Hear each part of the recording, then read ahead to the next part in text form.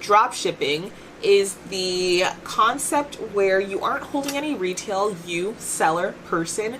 Instead, find someone that has warehoused inventory that is willing to fulfill your orders as they come. So instead of you purchasing a minimum order quantity from a wholesale provider, instead of you investing a ton in inventory and then having to package up your orders and hoping that you can sell what you're sitting on, with drop shipping, you put up your site, you market, and when you get a sale, you fulfill it through your drop shipping partner on demand. So like with my business, No Label Extensions, we offer drop shipping. When someone is working with my company, they have their own website. It's totally separate from us. The sales don't come directly to us. They have their own website.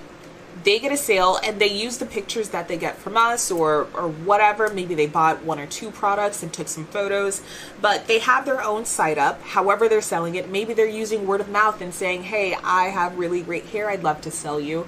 And that works just fine. So someone says, all right, here's $300 for a 613 lace front wig unit. So that person takes the money. They then contact the drop shipper. They place the order for the unit, paying the wholesale pricing, so they're getting it at a discount, not at regular retail pricing. And now maybe let's say they purchased that unit at or for $150 at or through their drop shipper. So now they have a profit, or they took $300 from the person that purchased from them. They take that money. They don't come out of their pocket for anything. They just take their $300 from that sale, go to the drop shipper, purchase the unit for $150. We send it out to their customer for them, and they keep the $150 difference. So they didn't pay a single cent or dime out to make that sale, and they ended up walking away with $150.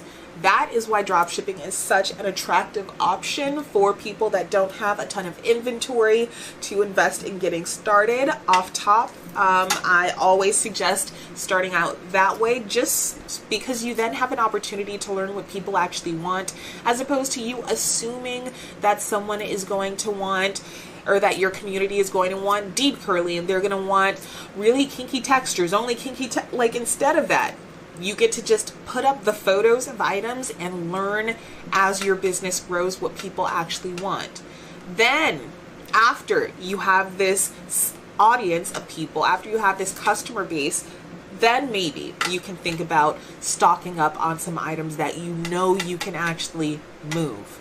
But initially, just buying a bunch of stuff and hoping you can sell it, I think that is, when you don't have to do it that way, I think this is a much, much better option.